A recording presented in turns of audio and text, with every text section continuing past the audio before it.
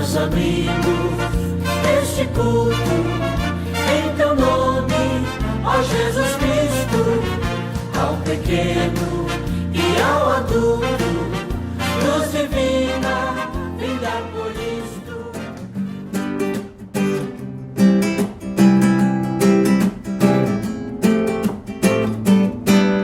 Jesus, em tua presença reunimos-nos aqui, contemplamos tua face e rendemos-nos a ti, pois um dia a sua morte trouxe vida a todos nós e nos deu completo acesso ao coração do Pai.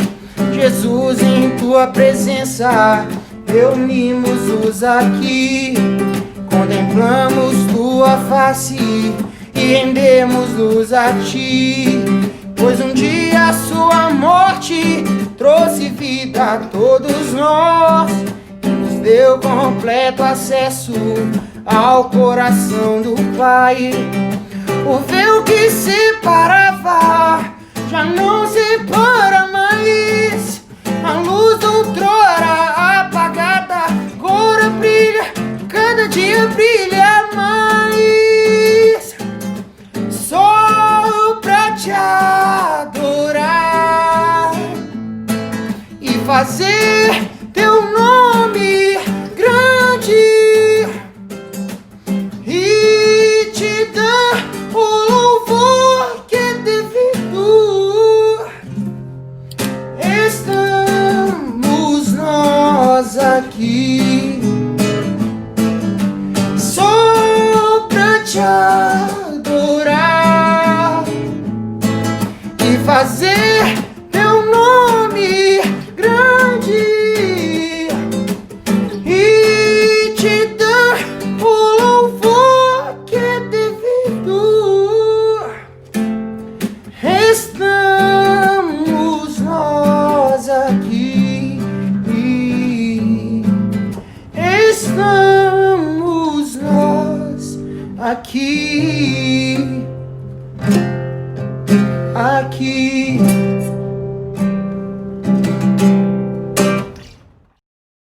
Olá, graça e paz da parte do Senhor Jesus Cristo. Que bom que estamos juntos de novo nesta manhã de domingo, nesse tempo ainda de isolamento social.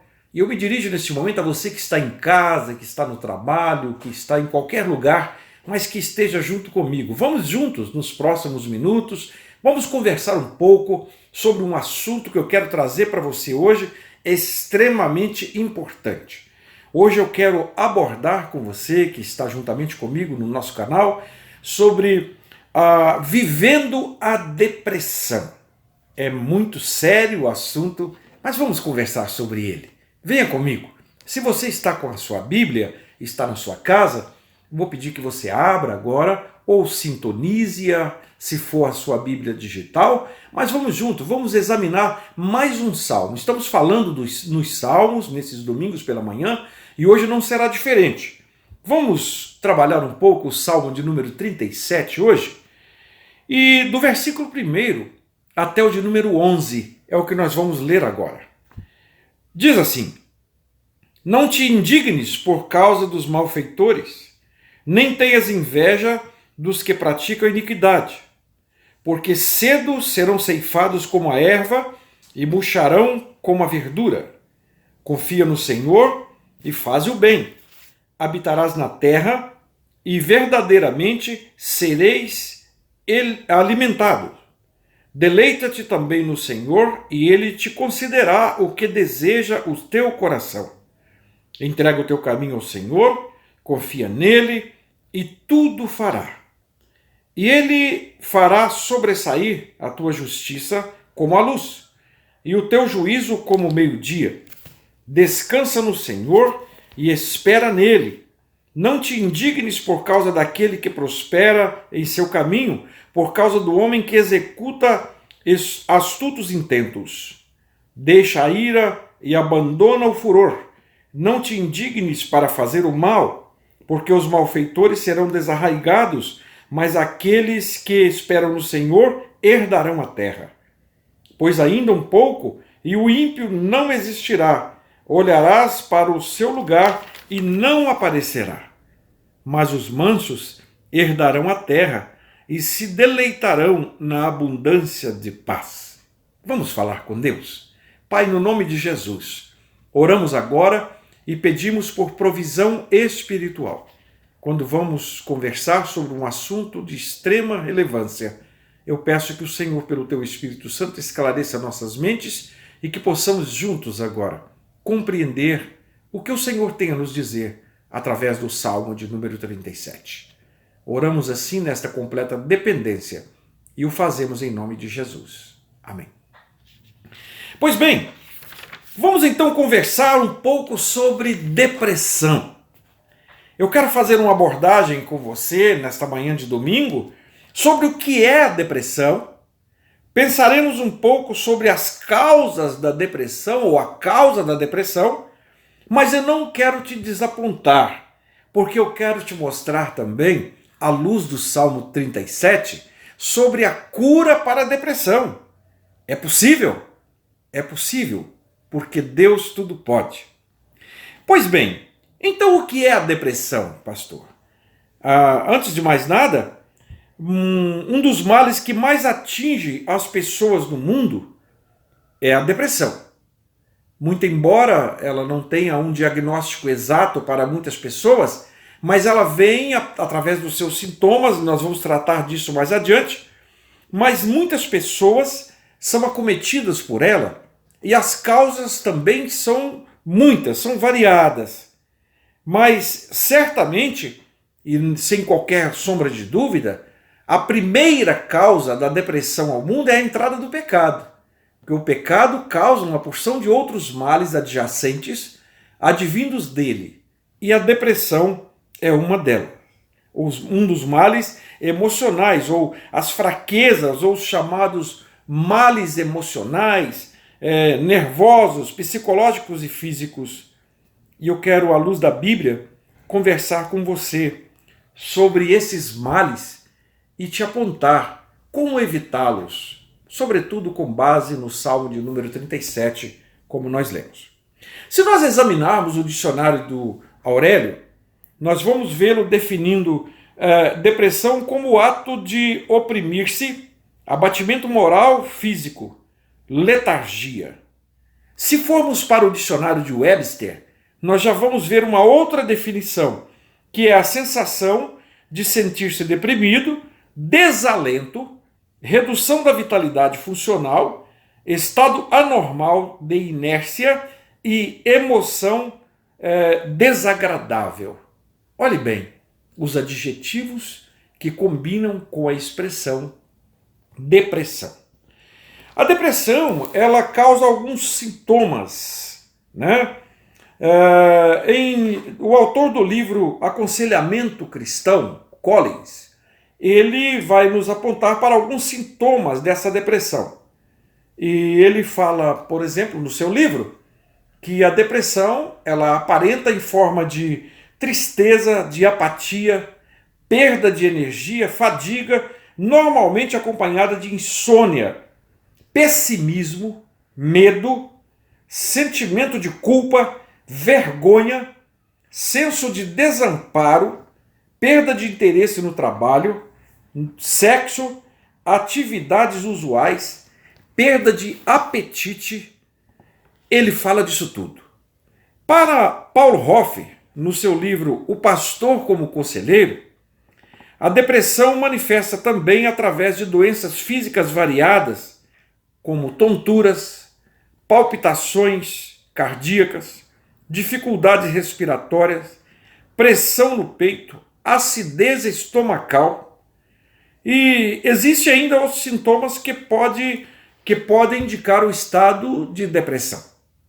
Nós vamos ver alguns casos, do ponto de vista bíblico, de pessoas que tinham sintomas físicos, doenças físicas, e que certamente eram causadas por um quadro anterior depressivo. Nós vamos ver, por exemplo, Paulo aconselhando a Timóteo consumir um pouco de vinho naqueles dias por causa de um problema de estômago que ele tinha. Não, a Bíblia não nos dá isso com exatidão, mas nós podemos aqui conjecturar e pensar que talvez o problema de estômago de Timóteo, muito provavelmente uma úlcera, tivesse uma causa anterior de preocupações psicológicas. E isso desdobrou talvez num mal físico. E nós vamos ver tantos outros exemplos. Moisés, por exemplo, no livro de Números, no capítulo 11, no versículo 11 em diante, você vai ver esse grande líder de Israel demonstrando tristeza diante das murmurações dos israelitas, a ponto de dizer a Deus: por que fizeste mal ao teu servo? Eu sozinho não posso levar a todo o povo, porque muito pesado é para mim. E assim fazes comigo, mata-me, eu peço, se tenho achado graça aos teus olhos, e não me deixes ver o meu mal.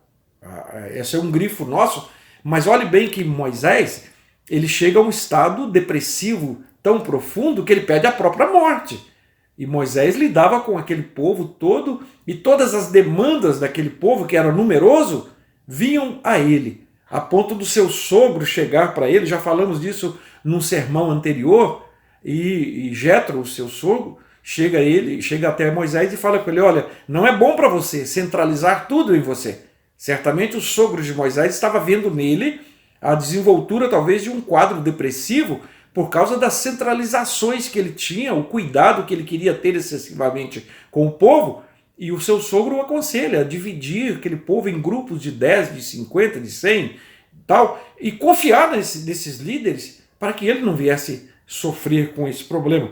Nós vamos ver também o profeta Elias em 1 Reis, no capítulo 19, nós vamos ver o que acontece com ele lá, depois de ter matado os profetas de Baal, né? Acontece algo interessante na vida dele, e ele é ameaçado pela diabólica Jezabel. Você deve conhecer essa história muito bem. Ele pede o seu ânimo à morte. Ele também ora no mesmo sentido. Se você examinar 1 Reis 19, versículo 4, você vai ver Elias extremamente estressado por causa da perseguição ou das perseguições de Jezabel, e ele também pede a morte. Vamos ver no Salmo 42, Davi também, muito triste diante da incredulidade crescente dos seus contemporâneos, versículo 3 do Salmo 42, e a certa altura ele pergunta: por que está abatida, ó minha alma? E por que perturba dentro de mim? Versículo 5 do Salmo 42, você vai ler isso. Então, Davi estava vivendo um momento de muito constrangimento pessoal. A sua alma estava abatida. Observe que o sentimento interior, o conflito interior de Davi era tão grande que ele pergunta, ele ora fazendo essa pergunta, né? Por que está abatida, ó minha alma? Por que te perturba dentro de mim? O estado de perturbação de Davi era tremendo, porque suas responsabilidades eram muito grandes. Pois bem, então precisamos de pensar em algumas coisas que causam depressão. Eu quero te chamar a atenção para pensarmos em algumas dessas causas, né? Que são muito conhecidas de todos nós, e às vezes nós não paramos para pensar. Eu enumero, a partir da primeira, ressentimento. Essa é uma das causas de depressão. O ressentimento é a emoção mais destrutiva nos relacionamentos humanos. Interessante avaliarmos aqui que não é isso o que Deus quer de nós. De forma alguma, Deus deseja que nós soframos. Ele é um Deus de bondade. Se temos alguma coisa contra alguém, ou alguém tem alguma coisa contra nós, nós precisamos o quanto antes perdoar ou pedir perdão, né? Que é o antídoto infalível para a gangrena emocional do ressentimento. O ressentimento faz mal para aquele que retém e para aquele que também é alvo do ressentimento. É um mal de uma via de mão dupla, né? É uma gangrena emocional, o tal do ressentimento. Jesus mandou perdoar por isso, por causa disso, ele sabedor dessas coisas. Lá em Mateus 18, 22, Jesus manda perdoar 70 vezes 7. Mas na verdade ele não queria falar aí o quantitativo, né, matemático de 70 vezes 7. Ele queria dizer com aquela expressão do ensinamento dele ali, é que o perdão é para sempre, é infinito. E isso evita ressentimento. A segunda coisa a segunda causa da depressão que eu quero enumerar com você aqui é a mágoa. É um outro problema. Ela é irmã gêmea do ressentimento. Guardar mágoa não traz vantagem alguma para ninguém. E só males, doenças e até a morte. Esses são os resultados. Interessante que a Bíblia sabiamente vai dizer, quando Paulo escreve na carta aos Efésios, no capítulo 4, versículo 31, ele escreve assim: toda amargura e ira seja tirada de entre vós. Ele finaliza o texto dizendo isso. Você vai ver que esta passagem também é repetida da mesma forma no livro de Hebreus, no capítulo 12, versículo 14, na parte A, e no versículo 15, está escrito lá: segui a paz com todos. Né? E no final do outro texto vai dizer: tendo cuidado de que ninguém se prive da graça de Deus, e de que nenhuma raiz de amargura brotando de vós perturbe por ela muitos se contaminarem. Observe a sabedoria do escritor aos Hebreus, muito provavelmente Paulo, a sabedoria em desaconselhar a raiz de amargura, né? Porque por ela muita gente pode ser contaminado. A terceira causa da depressão, e o que eu quero falar também com você sobre ela neste sermão, é a ira. É outro problema. Ela é a mãe das duas anteriores. A ira é a mãe do ressentimento e a mãe da mágoa. Podemos dizer que o ressentimento e a mágoa são os filhos da ira. Né? Por isso que a Bíblia vai dizer que essa é a principal causa dos conflitos ministeriais, dos conflitos conjugais, dos conflitos familiares. A ira é a causa disso tudo. Ela é a causadora da miséria, dos acidentes, dos assassinatos. A ira está por detrás disso tudo. A ira humana em geral, prejudicial à vida espiritual e à saúde também. Ela faz mal em todos os sentidos. Faz mal à mente e faz mal ao corpo. O salmista, no Salmo 37, ele em estado ele recomenda, no Salmo 37, ele faz uma recomendação muito clara. No versículo 8, se você está acompanhando com a sua Bíblia, você vai ver aí, ele está escrito assim: deixa a ira e abandona o furor, não te indignes para fazer o mal. Observe que a ira está por trás de todos os males. E em quarto lugar, eu quero apontar aqui como causa da depressão a ação maligna.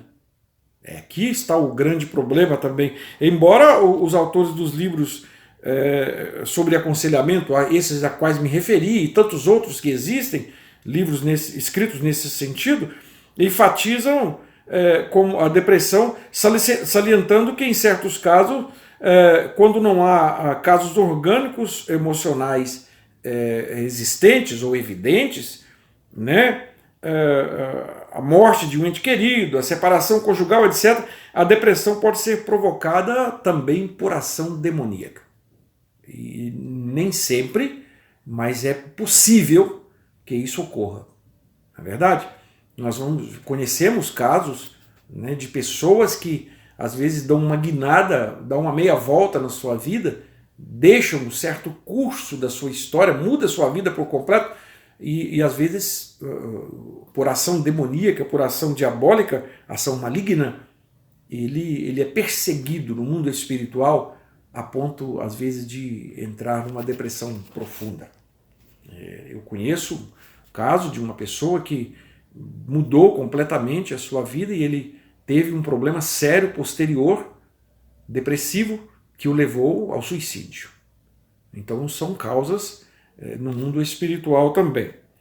Então, apontamos aqui o que é depressão, apontamos as causas dela, mas agora eu quero falar com você sobre a parte boa desse sermão, Se você está com a sua Bíblia ainda aberta aí no Salmo 37, eu quero te apontar algumas coisas que estão escritas aí, que são receitas para a cura da depressão, ou mesmo evitar os males da depressão. Versículo 1, você já vai ler, não se indignar por causa dos malfeitores. Muitas vezes o cristão é levado a um estado de revolta, de desânimo e até de inveja, por ver aparente prosperidade dos ímpios. Isso ocorre muito. Há coisas que nós não entendemos, mas Deus é justo e fará justiça no seu tempo. É bíblico isso, né? Mas a inveja, Gálatas 5, versículo 21, a parte A, é obra da carne. Se você ler lá na carta de Paulo aos Gálatas, do capítulo 5, no versículo 21, na primeira parte, você vai ver lá que inveja é fruto da carne, é obra da carne, e não deve ter lugar no coração do crente. Inveja é um problema. Então a cura disso é não se indignar por causa dos malfeitores. Olhe bem, vamos pensar na questão da chuva, por exemplo. Deus derrama chuva para todos, para justos e injustos. Às vezes você vai ver um ímpio que prospera financeiramente muito mais do que aquele que às vezes é uma pessoa dedicada às coisas de Deus. Mas vale lembrar que a prosperidade não está associada a bens materiais, a valores, a numerários. Não, definitivamente não. Nós vamos ver também, por outro lado, pessoas que detêm riquezas, grandes quantias em riquezas ou bens, mas que não são felizes. Mas você vai ver também pessoas que são pobres, são paupérrimas, vivem em condições talvez até inóspitas, mas pessoas extremamente felizes.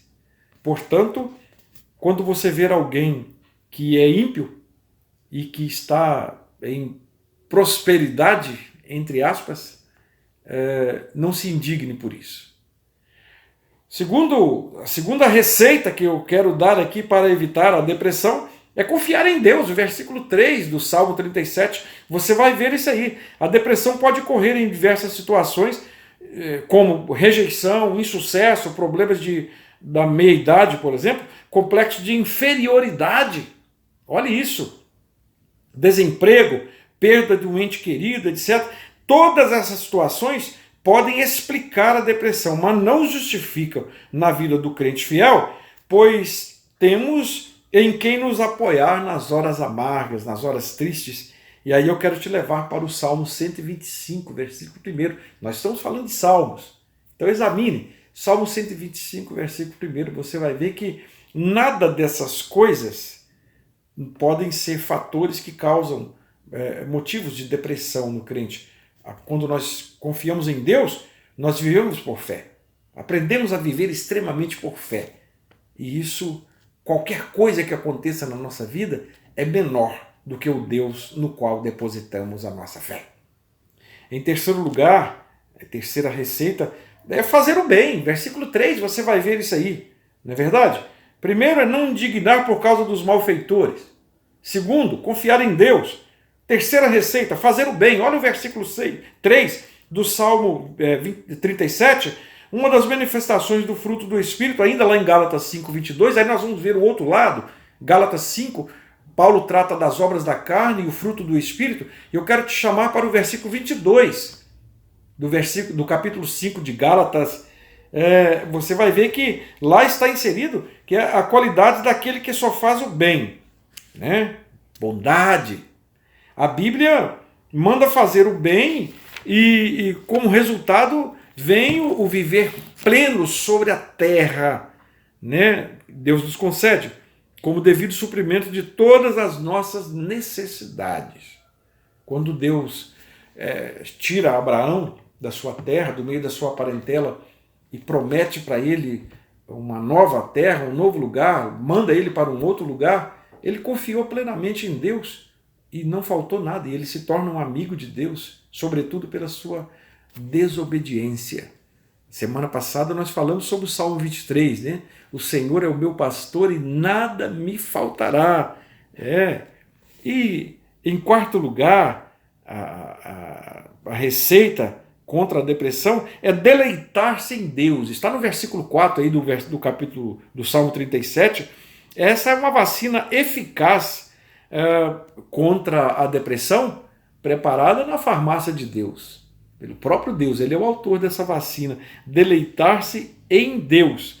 Isso é buscar a alegria de Deus, pois a Bíblia vai declarar que na presença do Senhor há abundância de alegria. Olha isso. Se você examinar o Salmo 16, no versículo 11, você vai ler isso lá. Na presença do Senhor, ou a abundância de alegria, na presença dele, né? E a tua direita, na tua mão, delícias perpetuamente.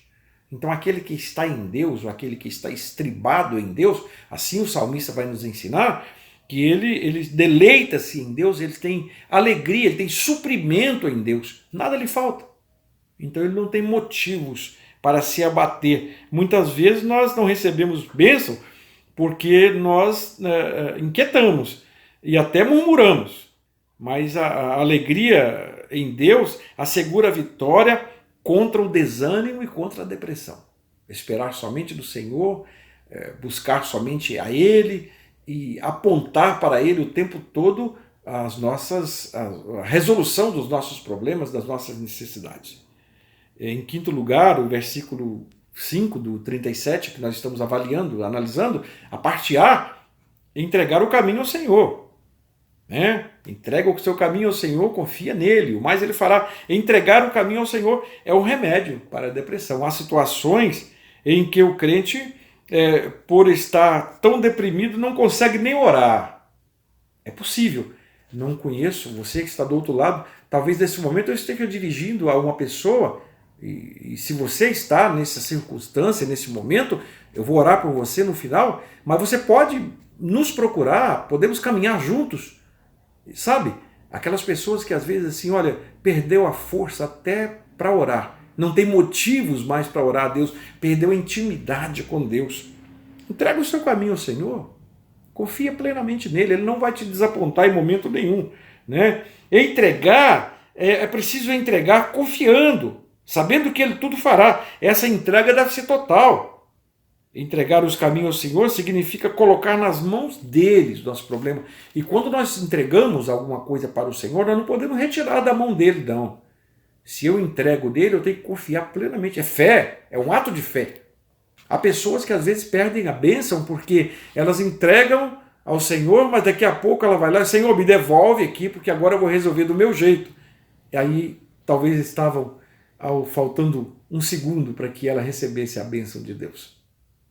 Entrega confiante, entrega plenamente, entregue acreditando, porque a resposta certamente e com certeza ela virá.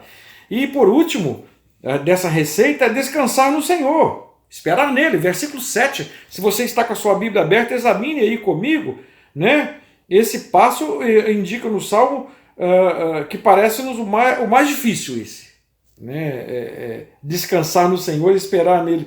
Descansar de verdade, é o que eu acabei de dizer, no Senhor não é tão difícil como se pensa, sabe?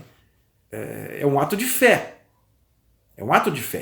Eu quero te lembrar mais uma prova que Deus faz com Abraão, quando ele manda ele pegar o seu filho, um adolescente, o Isaac, e levá-lo para sacrificar.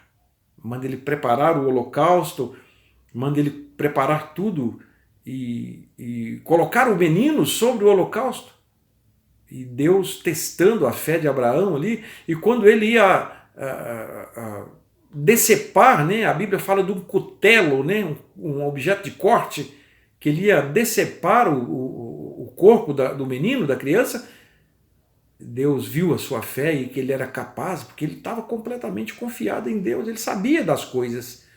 Deus faz com que apareça ou esteja ao alcance da visão de Abraão um pequeno animalzinho que deveria ser sacrificado. Sim, esse estava preso ao cipó, preso às ramagens, e ele vai lá e pega aquele animal e tira o filho dele do lugar do sacrifício, porque naquele momento ele tinha provado para Deus que ele confiou plenamente em Deus. É isso. Eu quero te desafiar a ter a fé de Abraão. Fé total. Confiar plenamente. colocado diante do Senhor a sua circunstância e saber que Ele, no momento certo, Ele é o Jeová Jiré, Ele é o Deus provedor, Ele não vai te desapontar. Isso é fé. Descansar no Senhor é fazer como fez Abraão, então. Diante dessa ordem divina, ele não vacilou. Pegou Isaque, levou para o sacrifício, ele não pensou duas vezes. Mas Deus é o Deus provedor. No livro de Gênesis, capítulo 22, versículo 5 em diante, você vai ver essa história magnífica e você vai ver Deus ali se revelando como Deus provedor, né? O Deus que proverá. Descansar é responder como Jó também, em meio a uma prova tremenda. Você vai ler isso no livro de Jó, no capítulo 19, versículo 25, até o de número 27. Jó faz uma frase, uma expressão máxima de fé, quando diante de tanta prova, de tanta coisa acontecendo, ele declara magistralmente: porque eu sei que o meu Redentor vive, vê-lo-ei por mim mesmo. Ele tinha essa fé. Interessante que há um hino 369 do Hinos e Coros, que diz assim, Hinos e Cânticos, melhor dizendo, diz assim: descansarei, descansarei sobre as suas asas preciosas, descansarei e não temerei sobre as asas tão poderosas. O autor sacro escreve isso com uma letra musical no Hinos e Cânticos, um hinário antigo, mas que é a expressão exata da fé. Eu quero finalizar esse sermão com você, te chamando para viver com abundância, viver intensamente. Os mansos herdarão a terra. Versículo 11, versículo 22, 11 na parte de A, versículo 22. Os mansos terão abundância de paz. Olha o que está escrito aí no versículo de número 11, na parte B do texto que nós lemos. Quero te animar também dizendo para você que os passos daqueles que depositam no Senhor a sua fé são confirmados pelo Senhor. Versículo de número 23, Deus promete confirmar os passos de um homem bom, pois ele deleita-se em seu caminho. O homem bom, segundo a Bíblia, é aquele que pauta a sua vida nos princípios de Deus e não na justiça e nos princípios humanos. Isso é o homem bom. Bondade e misericórdia seguirão aqueles que temem a Deus todos os dias da sua vida. Estão inseridos lá no Salmo. Deus sustenta o homem bom, ainda que caia, versículo 24 do Salmo 37, você vai ver isso aí. Ainda que caia, não ficará prostrado, pois o Senhor o sustém com a sua mão. Os olhos do Senhor estão sobre o justo. Versículo 15 do Salmo 34. Mesmo que caia muitas vezes, ele se levantará. Salomão escreve isso lá em Provérbios 24 também, falando sobre a fé, a grandeza desse Deus. Deus ampara o justo, versículo 25 do Salmo 37. Você vai ver isso aí, ele vai dizer: fui moço, agora sou velho, mas nunca vi desamparado o justo, nem a sua descendência mendigar o pão. Essa é uma das mais belas promessas de Deus. Quem confia nele não fica deprimido, nem pensando no seu próprio futuro, nem no futuro da sua família. Ele vive o presente, porque sabe que o futuro pertence a Deus. Nós não sabemos se daqui a 1 minuto nós vamos estar vivos. Nós podemos fazer um monte de planos, mas como diz a Escritura, a resposta certa vem dos lábios do Senhor. Podemos planejar, mas o futuro pertence ao Senhor. E por fim, o versículo de número 37. O futuro de paz daqueles que depositam no Senhor a sua confiança. O salmista exorta-nos a notar o homem sincero e o que é reto, pois para esses é prometido um futuro de paz e não de tristeza, nem de amargura ou de depressão. Eu finalizo com você nesta manhã. Talvez você parou para me ouvir. Que bom. Talvez você esteja num momento deprimido, deprimida. Talvez você esteja chorando pelas madrugadas. Talvez você esteja vivendo dias difíceis. Talvez você esteja passando por um deserto.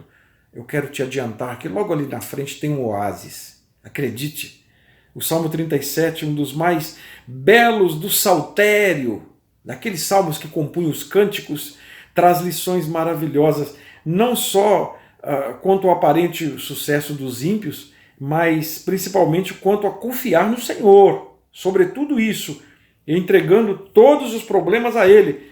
Esse salmo nos ensina a descansar inteiramente no Senhor. Leia todo, leia quantas vezes for preciso, mas leia o Salmo 37. Ele é o salmo do dia de hoje. Ele nos ensina a descansar inteiramente no Senhor. E quem adota essas orientações desenvolve atitudes mentais elevadas e jamais será dominado por qualquer tipo de depressão. Afinal, o Senhor Jesus nos promete vida e vida em abundância. Deus é total. Deus não é um Deus de metades. É vida em abundância. Se você entregar a sua vida ao Senhor, entregar seus problemas, entregar todas as suas preocupações, lançar sobre Ele suas preocupações, certamente o cuidado de Deus para a sua vida será algo constatável. Ok? Então, vamos orar. Eu quero interceder pela sua vida. Seja você quem for, não conheço, não sei quem está do outro lado, mas eu quero te chamar nesse momento para você unir a sua fé junto com a minha. Eu não sei o que passa contigo, talvez você esteja passando momentos complexos, né? Talvez você esteja perdendo o sono pela madrugada, algo do tipo, algo esteja lhe trazendo preocupação. Eu quero te chamar nesse momento para descansar completamente no Senhor. Entrega o seu caminho ao Senhor, confia nele e o mais Ele fará. Vamos orar juntos neste momento? Pai, no nome de Jesus, apresento ao Senhor agora meu irmão, minha irmã, meu amigo, minha amiga, seja quem for. Essa pessoa que está agora orando junto comigo, está talvez de joelho, assentada, seja como for, mas está diante do Senhor. Estamos nesse momento, meu Deus, apresentando as nossas preocupações diante do Senhor, porque confiamos, porque cremos que o Senhor é um Deus de resoluções, o Senhor é um Deus que encaminha todas as coisas para o bem. Talvez essa pessoa neste momento esteja vivendo um conflito interior muito grande. Eu quero neste momento, Pai, impor as minhas mãos sobre a vida dela e declarar que o Senhor é o Senhor dessa vida. E peço agora, meu Deus, que o Senhor, com as providências do Senhor, esteja indo de encontro a essas preocupações, esteja indo agora de encontro a esses anseios. O cuidado do Senhor esteja agora sobre as emoções dessa pessoa, sobre a vida dela, sobre o seu coração, sobre a sua mente, sobre o seu corpo, sobre tudo que é seu. Controla, Senhor, dá vida nova, dá ânimo novo, porque há um caminho pela frente e esse caminho será trilhado com o Senhor. Imponho as minhas mãos e proclamo a bênção do Senhor sobre essa vida. Eu faço isso em nome de Jesus. Amém. Que o Senhor te abençoe e te guarde.